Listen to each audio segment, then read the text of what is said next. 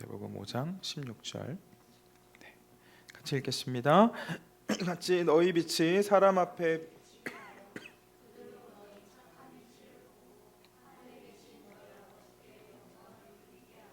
아멘.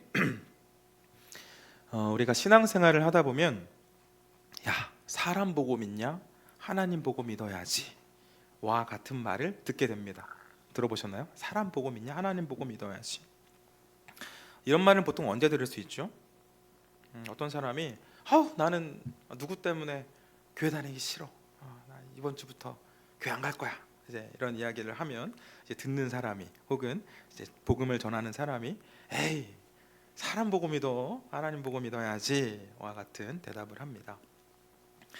맞는 말씀입니다. 사람은 불완전한 존재이기 때문에 누구나 연약한 모습을 가지고 있고 실수도 합니다. 사람을 신뢰했다가 실망하는 경우는 너무나 많습니다. 이때 사람의 실수에 실망해서 믿음 생활을 포기해서는 안 됩니다. 믿음 생활은 결국 나의 영혼 구원과 또 하나님의 자녀로서 복된 삶을 누리기 위해 하는 것인데, 사람에게 실망해서 하나님을 떠나는 일만큼 안타까운 일이 또 어디에 있겠습니까? 그런데 여러분, 사람을 보고 신앙생활하는 것이 아니라 하나님을 바라보며 신앙생활하라는 그 말은 분명 맞는 말이지만, 맞는 말처럼 들리지만 한번 생각해 볼 필요가 있습니다. 눈에 보이는 사람을 통해 사랑을 느낄 수가 없고 빛을 볼 수가 없는데 어떻게 눈에 보이지 않는 하나님의 사랑을 알고 그 하나님의 빛을 볼 수가 있겠습니까?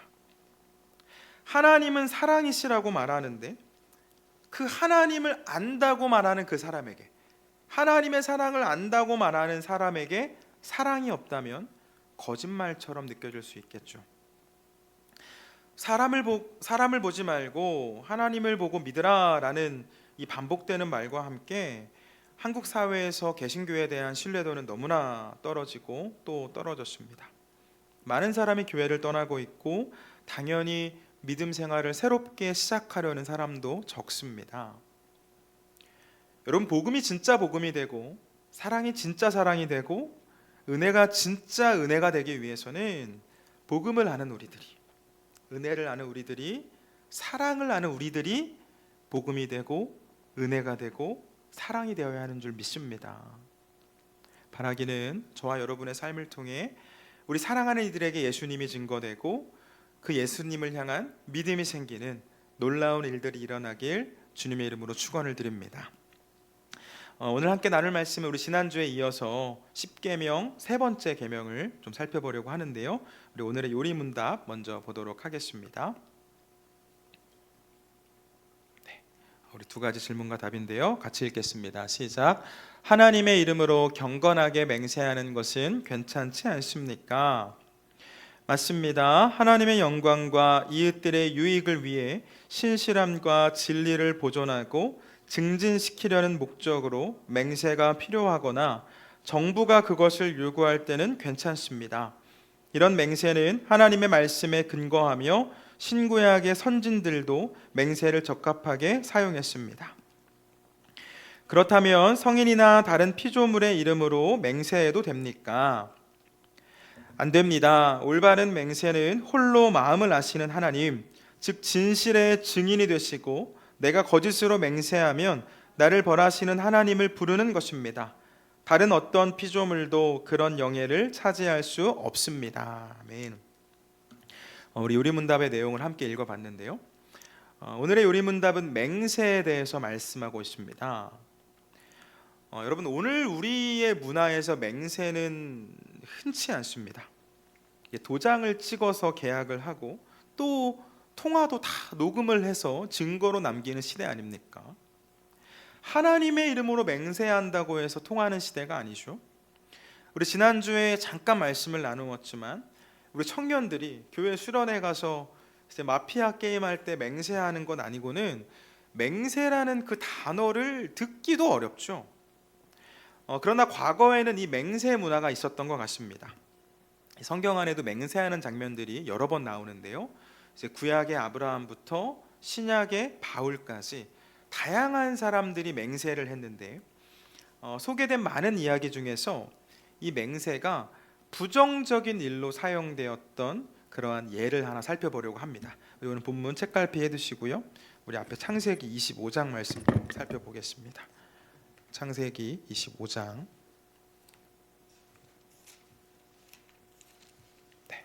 25장 쭉 펴두시면 됩니다. 25장 29절 먼저 볼까요? 29절 창세기 25장 29절 찾으셨나요? 같이 읽겠습니다. 시작. 야곱이 죽을 쏘았더니 에서가 들에서 돌아와서 심히 피곤하여. 자, 이삭과 리브가의 자녀였던 에서와 야곱은 쌍둥이 형제였습니다. 하루는 형이 나갔다가 왔는데 이 성경 기자는 에서가 들에서 돌아왔다. 들에서 돌아왔다라고 증언하고 있지만 27절을 보면 그 에서를 사냥꾼이라고 소개하고 있지 않습니까? 사냥하고 돌아온 것으로 보입니다. 허기가 졌겠죠. 동생 야곱은 집에서 죽을 끓이고 있었고 에서는 동생 야곱에게 죽 좀 달라라고 이야기를 합니다. 자, 그런데 이때 그 야곱이 형 에서에게 무슨 이야기를 하나요? 31절 말씀 31절 같이 봅니다. 야곱이 이르되 형의 장자의 명분을 오늘 내게 팔라. 내가 이 양식을 줄 테니까 죽을 줄 테니까 형의 장자의 명분을 나에게 팔라고 이야기를 합니다. 당시 문화에서는 이 장자만 누릴 수 있는 특권이 있었는데요. 다른 자녀들에 비해서 2배 이상의 재산을 상속받았고 그 가장의 지위를 승계받았습니다. 대를 이을 수 있는 거죠. 즉 야곱은 이 죽 한 그릇으로 정말 말도 안 되는 요구를 한 건데 이 이어지는 에서의 대답을 보면 에서 역시 그 동생의 말이 말도 안 되는 요구라고 생각했던 것 같습니다. 큰 고민 없이 너무나 쉽게 대답을 하죠. 32절 같이 읽겠습니다. 시작. 에서가 이르되 내가 죽게 되었으니 이 장자의 명분이 내게 무엇이 유익하리요. 야, 그깟 장자의 명분이 뭐냐?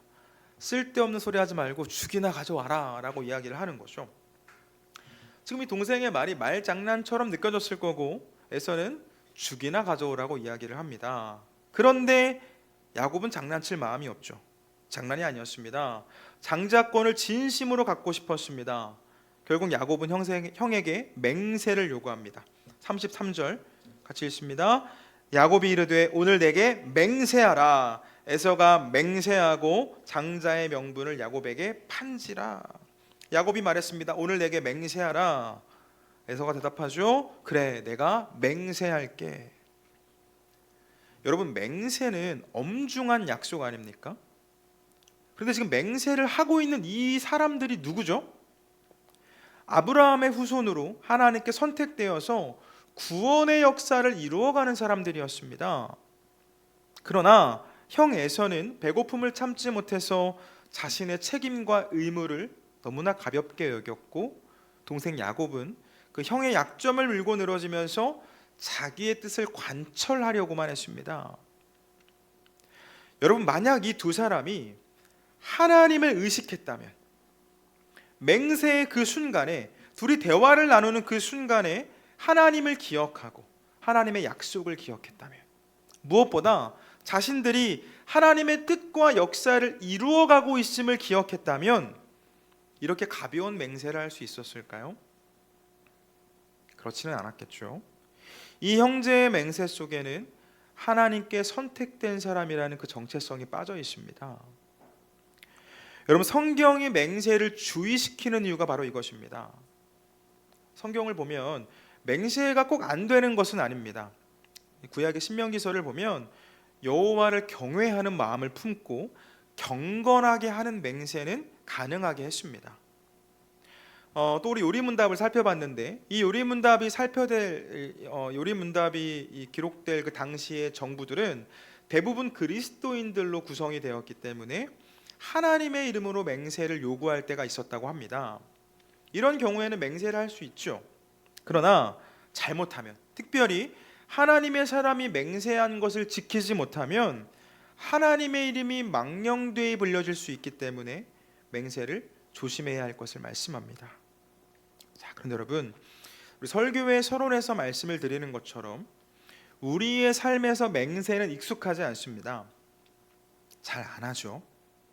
그럼에도 오늘의 이 요리문답을 제가 뛰어넘지 않고 살펴본 이유는 꼭 맹세가 아니더라도 우리 성도의 말과 행동이 중요하다는 것을 기억하기 위함입니다.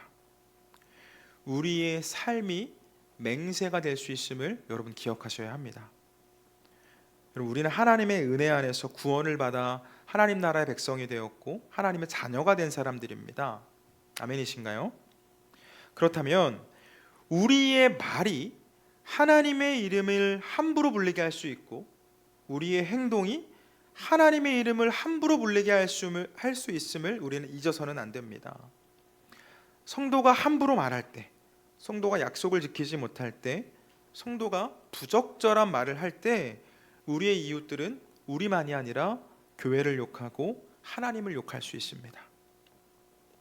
하나님께서는 우리의 착한 행실을 통해 어둠 가운데 있는 이들이 빛을 보고 하나님께 영광 돌릴 것을 말씀하셨는데 오히려 우리가 그 빛을 막는 역할을 할 수 있다라는 것이죠.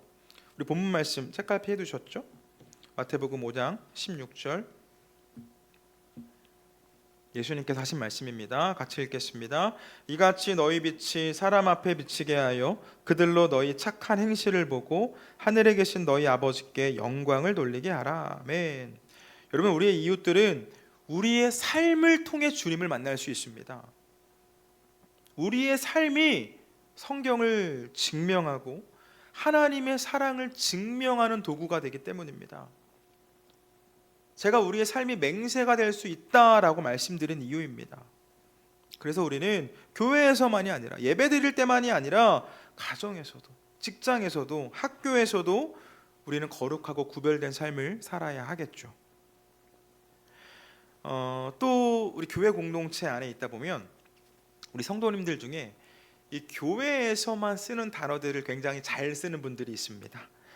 교회 방언을 잘 쓰는 분들이 계시죠. 어떤 단어가 있냐면 하나님의 뜻, 하나님의 뜻이라는 말을 잘 쓰는 분들도 있습니다. 문제는 전혀 성경적이지 않는 일에 하나님의 뜻을 말한다라는 거죠. 예를 하나 들면 좋아하는 이성에게 가서 내가 기도해봤는데 네가 나를 만나는 게 하나님의 뜻이다. 내가 기도하는데 그런 응답을 받았다. 굉장히 신앙적이지도 않고 성경적이지도 않은 이야기를 왕왕합니다. 지금 이 두 사람이 너무 좋아해서 결혼을 계획하면서 우리 하나님께 좀 뜻을 구해보자, 같이 같은 마음을 품고 기도하는 시간을 가진 게 아니고 혼자 기도한 다음에 좋아하는 이성에게 가서 하나님의 뜻이니까 나를 좀 만나자라고 말하는 것은 믿음이 좋은 사람도 받아들이기 어려운 말이죠. 만왕의 왕이신 하나님을 하찮은 존재로 만드는 일입니다. 여러분, 우리는 하나님의 자녀로서 서로에게 하나님의 뜻을 전할 수 있습니다. 그러나 하나님의 뜻이 정말 하나님의 뜻이 되기 위해서는 성경을 통해 주시는 그 말씀, 성경을 통해 보여주신 하나님의 모습들과 일치되어야 합니다. 이 실패 앞에서 자존감이 무너져 있는 사람을 위해 간절히 기도하면서 하나님이 너를 사랑하신다라고 말할 수 있고, 깊은 절망 속에서 염려하고 있는 그 사람을 위해 기도하면서 하나님이 너와 함께 하신다라고 말할 수 있죠. 성경을 통해 우리에게 주신 말씀이기 때문입니다. 우리 말씀 좀 찾아볼까요? 출애굽기 3장 보겠습니다. 구약성경 출애굽기 3장 봅니다.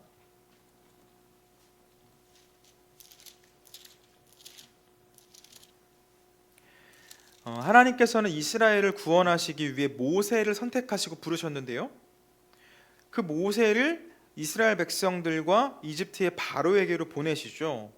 그 순간에 모세가 하나님께 묻습니다. 하나님, 사람들이 제게 하나님에 대해서 물으면 제가 뭐라고 대답을 해야 됩니까? 하나님의 이름을 저에게 좀 가르쳐 주십시오 라고 묻습니다. 13절 말씀 같이 읽어볼게요. 시작. 모세가 하나님께 아뢰되 내가 이스라엘 자손에게 가서 이르기를 너희의 조상의 하나님이 나를 너희에게 보내셨다 하면 그들이 내게 묻기를 그의 이름이 무엇이냐 하리니 내가 무엇이라고 그들에게 말하리까? 하나님의 이름을 가르쳐 달라는 거죠. 그 물음에 하나님께서 대답해 주십니다. 14절 봅니다. 하나님이 모세에게 이르시되 나는 스스로 있는 자이니라. 또 이르시되 너는 이스라엘 자손에게 이같이 이르기를 스스로 있는 자가 나를 너희에게 보내셨다 하라. 아멘. 나는 스스로 있는 자다. 스스로 있는 자가 너를 보냈다라고 이야기해라. 여러분, 하나님께서는 스스로 있는 자, 우리 번역 성경에 스스로 있는 자라고 당신은 설명해 주셨습니다.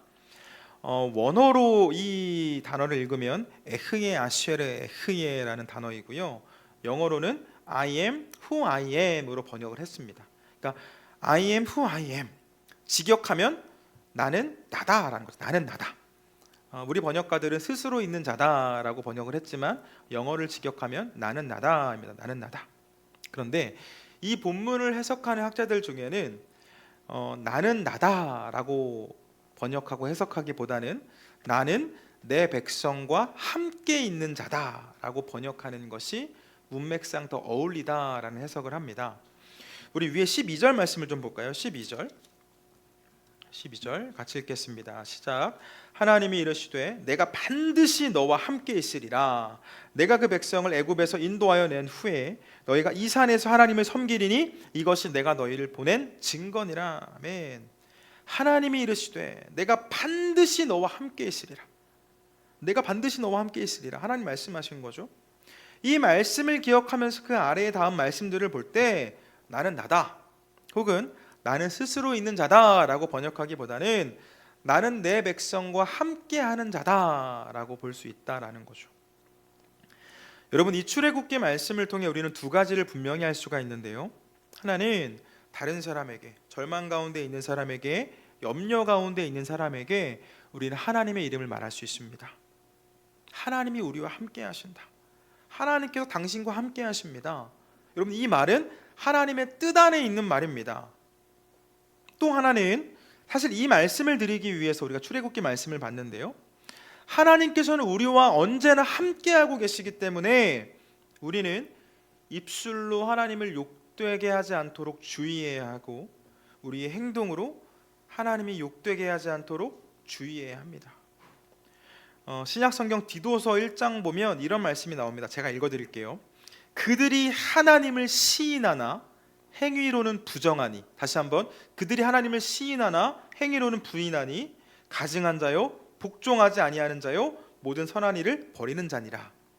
디도서 말씀인데요, 우리가 교회에서 예배를 드리고 또 입술로는 하나님을 안다라고 이야기를 하고 하나님은 사랑이라고 이야기를 하지만 행동으로는 부인하게 될 때 우리 삶에는 하나님의 선한 역사가 나타날 수 없다라고 성경은 말씀하고 있습니다. 여러분, 하나님께서 모세를 통해 주신 그 계명 중에 세 번째 계명은 너는 내 하나님 여호와의 이름을 망령되게 부르지 말라입니다. 너는 내 하나님 여호와의 이름을 망령되게 부르지 마라. 우리 2주간 살펴보았지만 이 계명에 순종하는 것은 단순히 하나님의 이름을 함부로 부르지 않는 것, 하나님의 이름을 함부로 부르지 않는 것으로 끝나지 않습니다. 우리와 함께 하시는 하나님을 기억하며 그 주신 말씀을 삶으로 살아내고 받은 사랑을 우리가 흘려보낼 때 하나님의 사랑이 진짜가 되고 하나님의 복음이 진짜가 됩니다. 그렇게 하나님의 이름이 높임을 받으시고 하나님께서는 영광을 받으시는 거죠. 반대로 우리가 그렇게 살지 못하면 하나님의 이름이 높임을 받으실 수 없겠죠. 사랑하는 여러분, 저와 여러분의 삶을 통해 어두움 가운데 있는 이들이 빛을 보고 사랑을 모르는 사람들이 사랑을 알게 되고 무엇보다 하나님을 모르는 이들이 하나님을 알게 되는 귀한 일들이 계속되어지기를, 우리 삶 가운데 가득하기를 주님의 이름으로 축원을 드립니다.